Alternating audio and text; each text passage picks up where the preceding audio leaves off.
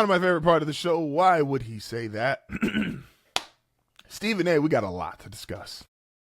There's two things here that I think are both asinine, and they're just both right up Stephen A. Smith's alley, and it's why I didn't want to do it today. It's probably going to lead the show tomorrow, but it is why basketball media is in such a dump. Stephen A. Smith is the reason why basketball media is in such a dump. His voice is still too big and too prevalent for the kind of dumb stuff that he says. I have two of them today. The first one is, I always say this, Stephen A.'s first iconic moment on television was him ripping Kwame Brown. If you don't know it, I'd be shocked. If you do know it, you know exactly what I'm talking about. Hands are too small, don't gotta move, bum, bum, bum, boom, boom, boom. We all know the speech. That was Stephen A.'s breakthrough iconic moment. And ever since then, I really feel like he's been trying to chase that moment. And he can sit there and say, I've done this, I've done that. And you have, Stephen A. Congratulations.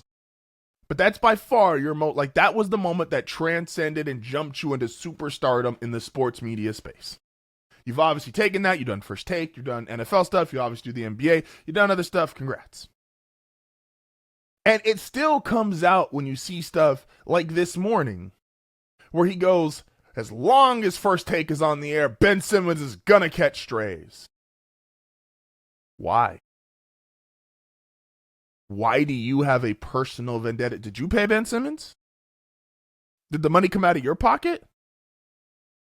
Why do you have a personal vendetta against Ben Simmons where you're going to make sure people know he is the biggest heist in the history of basketball? When it was relevant, fine.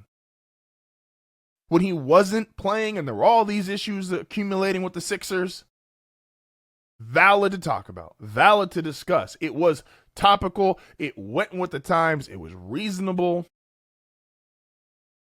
What do you have against Ben Simmons now?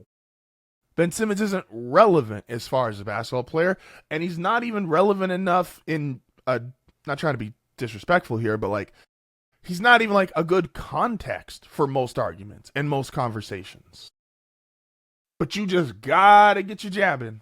You gotta make sure, as long as First Take is here, he will always catch strays. Sounds like a you thing. Sounds like you're upset. Sounds like you might have issues. Are you good? Again, when people say, and I know you just went on Gilbert Arenas' thing and talked to Skip Bayless and y'all made buddy about the fact of, well, we didn't ruin sports media, we elevated it. Sure. You elevated it into a space of really loud asshole opinions where, to quote J. Cole, you can get popping because you either dick riding or hating. And we know the people that you do both for. And let's also talk about this, Stephen A. I thought this was insane. I was really going to stay here with just the need to just constantly attack people that are not relevant to the conversation because, again, you keep chasing this Kwame Brown moment that transformed your life. Kawhi had a great all-star performance. Objectively, there's no other way around. There's a great all-star performance. Stephen A. goes on and says, well, I want to see this in April. I don't care about that. Well, then what do you care about, Stephen A.? Because you rip teams for tanking and not taking the regular season seriously, and yet you won't validate the regular season by giving it any kind of meaning in the way that you talk about the game, discuss the game, break down the game. You complained about the All-Stars and how much they've ruined the All-Star game. And then a guy is trying, scores a bunch of points, is playing defense, and you're like, well, I don't care about that either. Show me in April.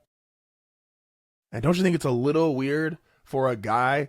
It's not like, again, trying to be respectful here, but it's not like it's James Harden, who's got multiple postseasons where we're like, okay, yeah, he needs to be better. He hasn't stepped up. He actually played down. This is a multiple-time champion who has led a franchise all the way to the top.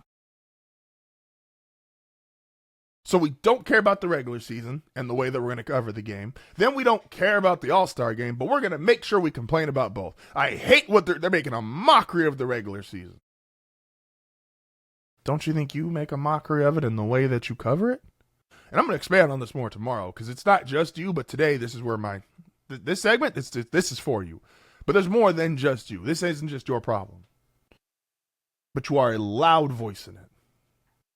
So you don't care about the regular season, you don't care about the All-Star game, but you want to complain about the players not caring about both. Then you want to only care about titles, but you don't want to care about, you want to care about how he plays in April. What if he plays great in April and loses? What if the Clippers make the playoffs, Kawhi averages for a series 30 points, plays great defense, but his team loses? Well, if it loses in the first round, how could you lose in the first round? If it's losing the second round, you won a playoff series, but what more else? Get to the conference championship, man, you got close, but you still can't quite deliver. Or you go to the finals and it's, you lost in the finals again. What is success in your mind? What is acceptable in your mind? Is only one team allowed to have a great season or feel good about themselves? The way you cover, the way you talk about the game, the way you express yourself. The only person who can feel good about themselves right now in the NBA is SGA, his teammates, the Thunder front office. Everybody else, horrible. Not good enough. You can have opinions, and even if you want to be critical, you can be critical without downplaying everything.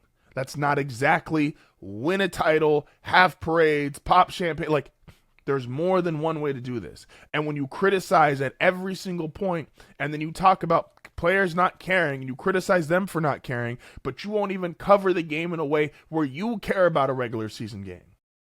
Why don't you care about the Tuesday night game where a guy has a great performance? Why don't you care about the guys who have put these historically great regular seasons together?